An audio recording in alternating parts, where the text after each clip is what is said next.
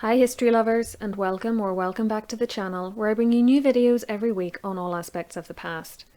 Today on History Calling, we're looking at the life of Margaret of Anjou, warrior queen of England, so-called she-wolf of France, wife of Henry VI, and one of the women who fought the Wars of the Roses. In this video, we'll look at her early life, her marriage, her struggle to have a child, and how she dealt with the situation when she did finally become pregnant, only for her husband to lose his mind before she delivered, leaving her and their son in a precarious position. We'll also examine how she fought to protect Henry and his throne, and how successful or not she was in doing so.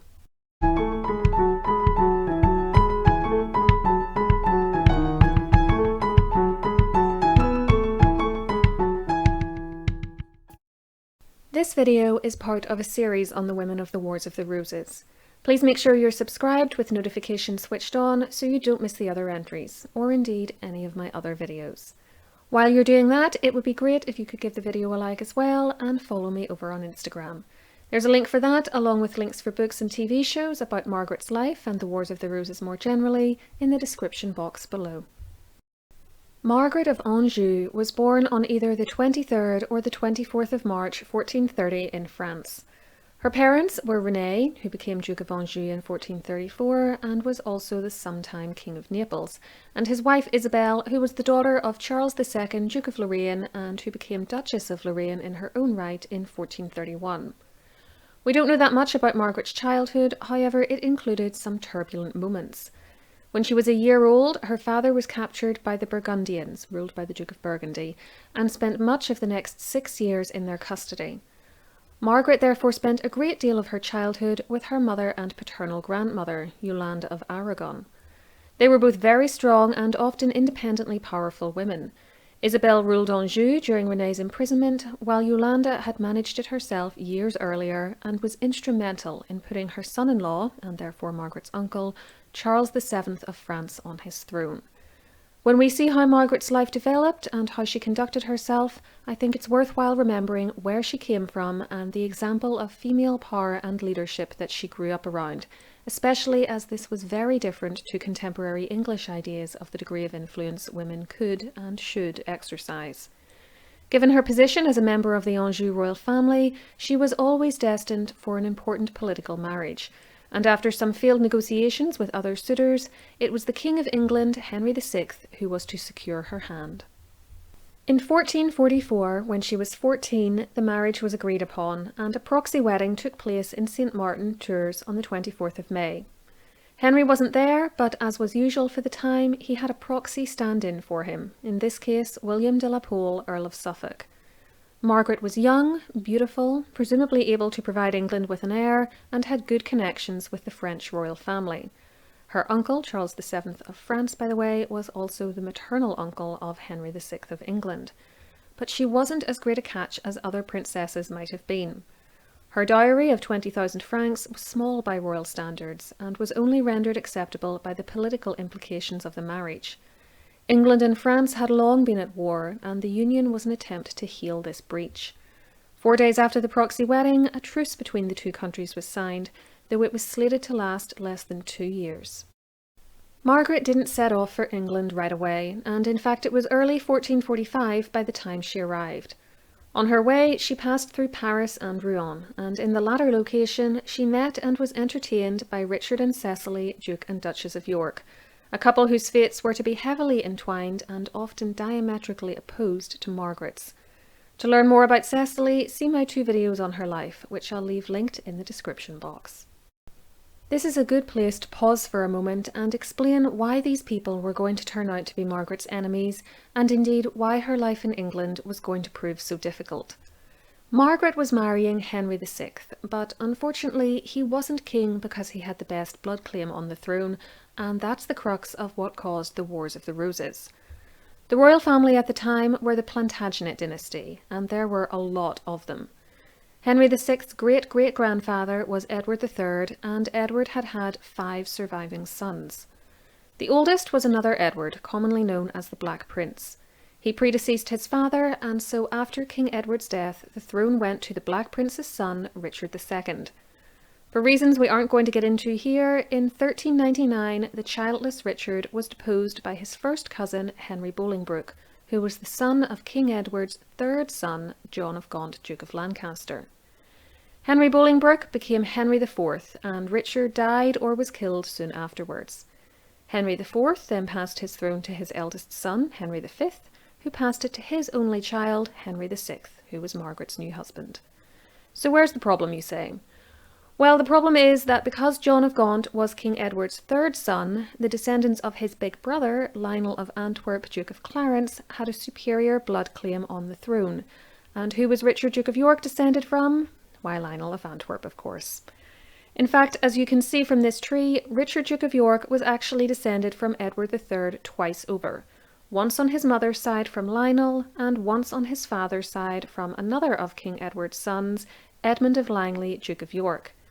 The descent from Lionel is the reason he had a better blood claim on the throne than the descendants of John of Gaunt, but the descent from Edmund is why his title was Duke of York.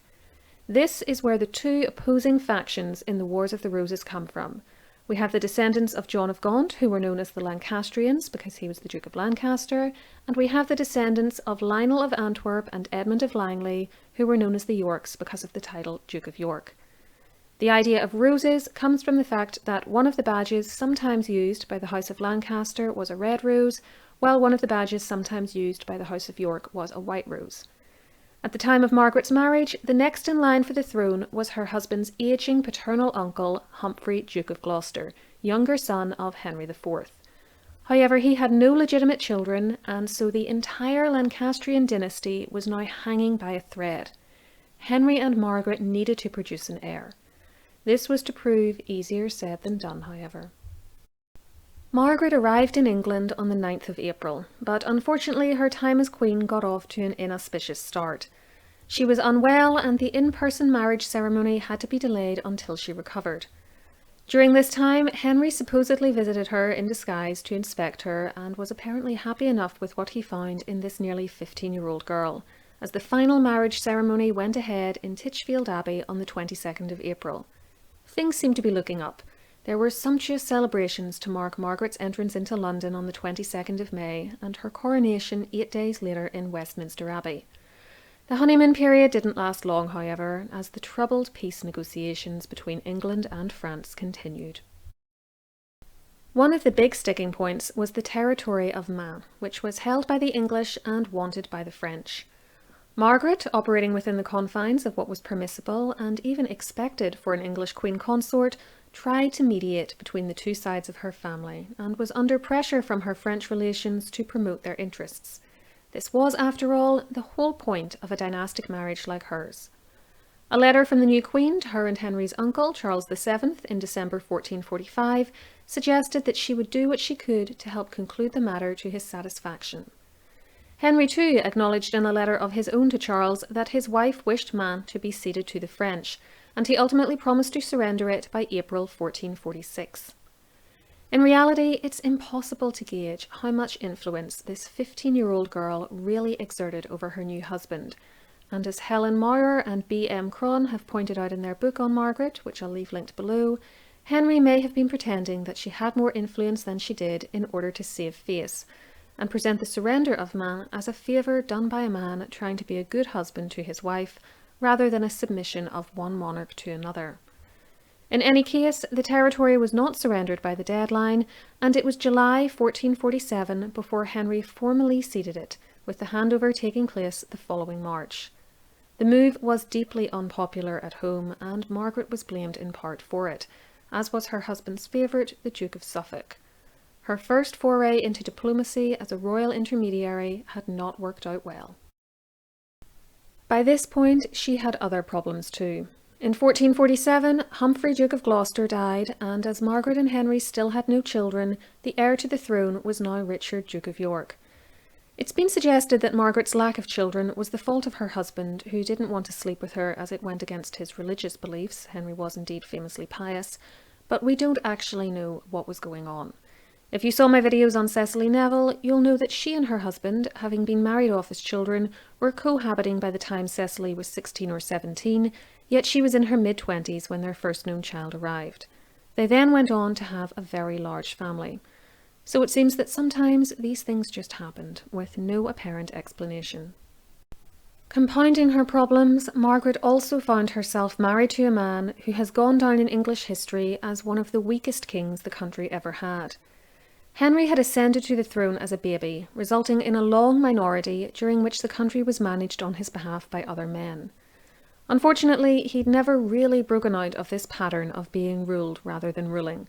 He lacked the charisma and military prowess of his father, Henry V, who was famous for his victory over the French at Agincourt, and comes across in the pages of history as a pleasant, pious, and ultimately good man, but one utterly unsuited for the demands of medieval kingship, and who might well have been happier living the life of a monk.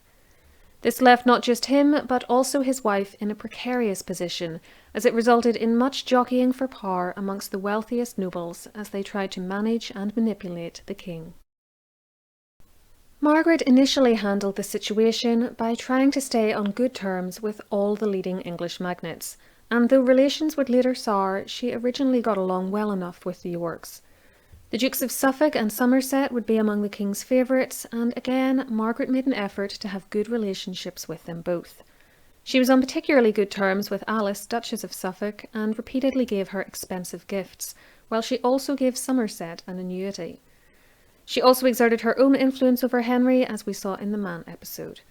In 1450, however, a near-catastrophic series of events almost cost the monarch, and by extension Margaret, the throne. In late 1449, Edmund, Duke of Somerset, had to surrender the town of Rouen to Charles VII, a humiliating turn of events for the English, especially given the already unpopular cessation of Maine. It didn't help matters that due to the weaknesses of the English navy, French ships were able to attack the country's coastline, making worse a serious, ongoing and long-term economic downturn known as the Great Slump. Soldiers were going unpaid as well, yet when the unpopular Bishop of Chichester went to pay them, he was murdered in Portsmouth on the 9th of January 1450.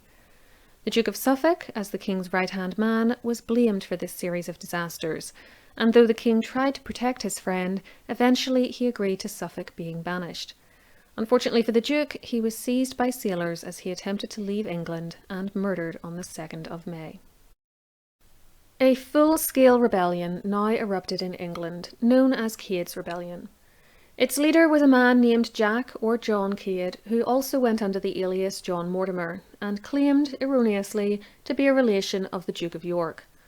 The rebels demanded that those amongst the king's advisers who they perceived to be corrupt, including the treasurer Lord Say, be brought to justice. Starting in Kent, they marched towards London and encamped on Blackheath on the 11th of June. The king, who had been holding a parliament in Leicester, came back to the capital and ordered the rebels to disband. Though they initially failed to do so, they did then break up and started to return home on the 18th of June. The whole incident could have ended at that point, but some of Henry's men pursued the rebels and got into a fight with them. The result was the death of Sir Humphrey and William Stafford, who were two of the king's military commanders, and a resurgence of the uprising. More disaffected retainers of the king joined them, and according to the Chronicle of London, they demanded the, quote, execution of certain traitors about the king's person, among them Lord Say. Henry tried to placate them by putting Say in the Tower, but then lost his nerve and abandoned his capital in late June, fleeing to Kenilworth Castle, despite the pleas of the Lord Mayor to remain. The 20-year-old Margaret apparently reacted very differently, opting to stay put at Greenwich. However, some historians, such as Helen Castor, doubt this and say she withdrew with Henry. I'll leave Castor's book linked below for you. The Bishop of Salisbury was murdered on the 28th of June, and by the start of July, Cade and his followers were in Southwark. Then, on the 3rd of July, bolstered by additional men from Essex, they forced their way across London Bridge. The next day, Lord Say was put through a sham trial at the Guildhall and executed along with his son-in-law, William Cromer, Sheriff of Kent. Royal authority had completely broken down. The rebels began to loot the city and murder its citizens, losing them the popular support which many Londoners had initially had for them. On the 5th of July, there was a fight on London Bridge to push the rebels back out and bar the entrance to the city behind them. The next day, official pardons were offered to them, which were apparently granted not just because of the king's clemency and pious considerations, but also thanks to, quote, the most humble and persistent supplications, prayers, and requests of our most serene and beloved wife and consort, the Queen. It's unknown if Margaret really did lobby for widespread pardons, or if this use of her name was nothing more than the traditional invocation of a queen's name when mercy was being offered, so that her husband might continue to look strong. Around 3,000 people accepted these pardons, including some who hadn't even rebelled but wanted to have a pardon to cover their backs just in case they were ever accused of involvement, and the rising came to an end.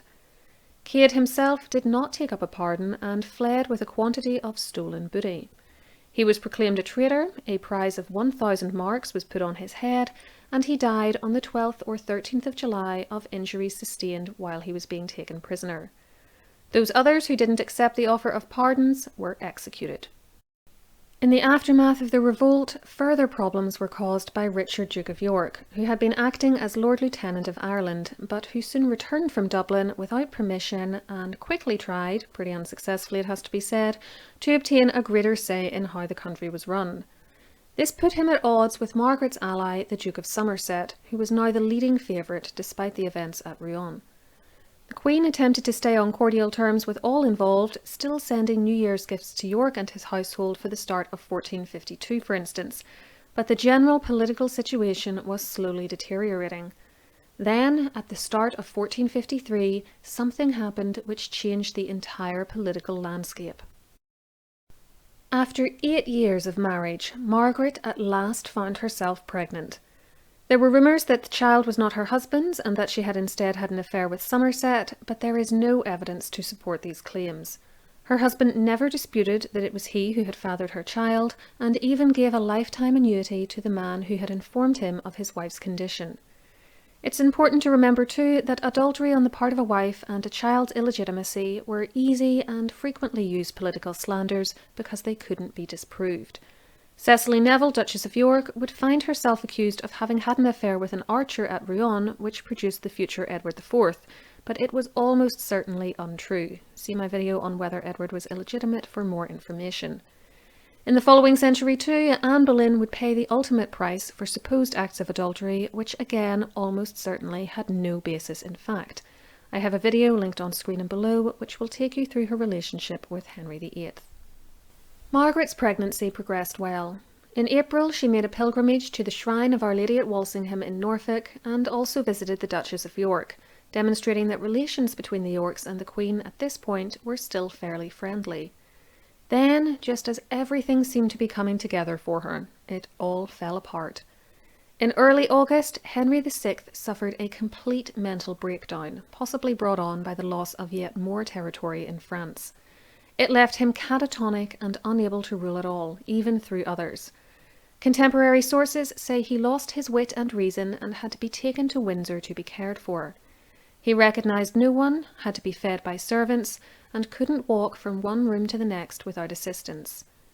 No one really knows what the problem was. Some have suggested that he was schizophrenic, others that he was deeply depressed. There was a history of mental illness in the family too. Henry's maternal grandfather, Charles VI of France, father of Catherine of Valois, had frequent bouts of severe mental instability, during which he could be violent, sometimes didn't recognise his wife, and thought he was made of glass. His grandson, the King of England, would remain in his own unresponsive state for 17 months.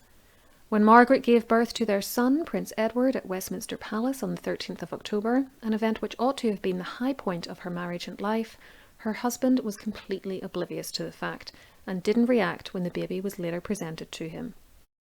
When it became clear that the king wouldn't make a quick recovery, alternative arrangements had to be made for ruling the country. Once she'd returned to public life in mid-November, Margaret demanded that as the mother of the heir, she be given a prominent and powerful role. In January 1454, she asked that she, quote, have the whole rule of this land, with the ability to make appointments to major governmental positions, control the bishoprics of England, and have a sufficient income to support her, the king, and the prince. This must have seemed completely natural to a woman whose mother and grandmother had successfully ruled in the place of men, but it was an alien concept to the English, and they strongly resisted. In the end, the only person thought sufficiently rich, powerful, and experienced enough to manage England successfully was Richard, Duke of York, and he was appointed Protector and Defender of the Realm on the 27th of March, 1454. Having previously been on at least cordial terms with him, Margaret would now find herself increasingly at odds with the Duke. York stood between her and her ability to manage the country on behalf of her child, and he constituted a threat to little Edward's position, as he was next in line for the throne after the baby.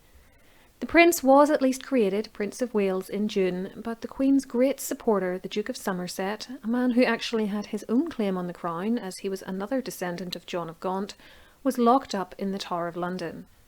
York held the Protectorate until the 9th of February 1455, by which point the king had recovered his senses. Just a few months later, Somerset was dead, killed by Yorkist forces on the 22nd of May 1455 at the First Battle of St Albans, after the king, who was also present, had refused to hand him over. York and his associates did then claim to be loyal to their monarch, but in reality much of the power in the country now lay with them, and Henry was increasingly little more than a figurehead and pawn. As for Margaret, she was now the natural focal point for anti-Yorkist feeling. The Queen spent the next few years battling for power against York. In November 1455, Richard was again appointed Protector of the Realm for 3 months, though there is no definitive evidence that the king had had another breakdown, and by October 1456 the Queen and the Duke were openly hostile to each other when they met at Coventry, as York had continued to try to erode the crown's power. There were occasional attempts, though, by both sides to show solidarity with each other and to reconcile their differences after the events at St Albans.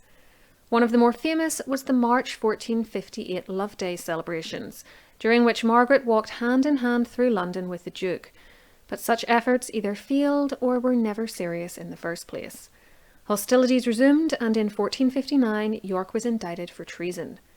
A domino effect now began, which would cost Henry his crown and Margaret her place as queen.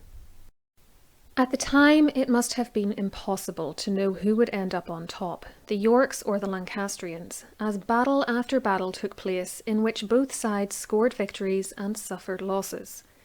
At the Battle of Blore Heath on the 23rd of September 1459, the Lancastrians were beaten by York's brother-in-law, the Earl of Salisbury, but 3 weeks later, on the 12th of October, it was York who found himself on the losing side, this time at Ludford Bridge near Ludlow Castle. Thanks to defections amongst his troops, he realised he couldn't win against the king's forces, and instead fled to Ireland with his second son, while his eldest, the future Edward IV, ran to France with his mother's Neville relations. The Duchess and her younger children were taken prisoner. In June 1460, though, the Yorks were back and the wheel of fortune span again. At the Battle of Northampton on the 10th of July, the Yorks not only beat the Lancastrians, they took King Henry prisoner, all the while making a show of proclaiming their loyalty to him. Margaret and her son were forced to flee into Wales to avoid being captured too. At least there, though, they had the support of close family, for one of the strongest Welsh magnates was Jasper Tudor, Earl of Pembroke, King Henry's half-brother through the marriage of their mother Catherine of Valois to Owen Tudor. Things then went from bad to worse. York couldn't persuade Parliament to depose Henry outright, but the Act of Accord, passed on the 31st of October, cut little Prince Edward out of his inheritance entirely, and stated that upon the king's death the crown would go straight to the Duke, then to his descendants. Margaret issued letters denouncing both this turn of events and York himself, and by the end of 1460 she had taken her son to Scotland, where she appealed for help to Mary of Guelders, who was then acting as Queen Regent for her young son, James III. Despite what Shakespeare would have you believe, Margaret was therefore not present at the Battle of Wakefield on the 30th of December, at which the Duke of York and his second son, Edmund Earl of Rutland, were killed. It is from the Shakespeare play on the life of Henry VI, though, that Margaret has gained the moniker the She-Wolf of France, a name which has also been used to describe another Queen of England, Isabella, wife of Edward II. Though not at Wakefield, Margaret did seize the initiative this Yorkist defeat opened up for her. Having promised to marry her son to one of Mary of Guelders' daughters, she was provided with Scottish troops and marched back into England in January 1461. She went first to the city of York, where she met with the Lancastrian forces there, then headed for London. At the same time, her brother-in-law Jasper and his father Owen Tudor fought the forces of the late Duke of York's eldest son, Edward, at the Battle of Mortimer's Cross at the start of February. It was a major setback for the Lancastrians. Owen was killed, and Jasper had to flee into exile, spending much of the next few years in Scotland and France. Back in London, Edward's cousin, the Earl of Warwick, took an army and went to fight Margaret's forces. He brought King Henry with him, presumably hoping that his presence would disincline the Lancastrians from fighting and risking their monarch's life. This ploy failed, and in the Second Battle of St Albans on the 17th of February, Warwick was defeated and Margaret's forces freed her husband. Warwick fled to join up with Edward, and the Lancastrians continued on towards London. Unfortunately, this army, in need of supplies, stole and plundered from the locals as they made their way south, and when the stories of what they were doing reached the capital, its worried inhabitants locked the king and queen out of the city. With Edward's forces now bearing down on them, Henry and Margaret opted to make a retreat back to York. Edward entered the capital on the 26th of February and was proclaimed king on the 4th of March. Barely a fortnight after the victory at St Albans, Henry had been deposed, and Margaret and their son along with him. While they remained in York, their forces tried desperately to take the crown back. At the Battle of Towton on the 29th of March 1461, the Lancastrians and Yorkists engaged in an almighty fight. We can't know the number of dead for sure, but the figure of 28,000 has been mentioned. When it was all over, the Yorks had won, and the ousted royal family fled into Scotland the next day. Margaret had never been in such a disastrous position. She was now an exiled queen, on the run, with a mentally fragile husband and a young son in tow. She was nothing if not a fighter, though, and if you come back next week, I'll tell you what happened next, including how Margaret fought and schemed to have her husband restored to his throne, how close she came to winning the Wars of the Roses, and how all her efforts and her life's work would ultimately be in vain. If you can't wait and you'd like to hear the story from Cecily Neville's point of view, try my videos on her next, and let me know below what you think the greatest challenge Margaret faced as Queen was. Until next time, keep learning.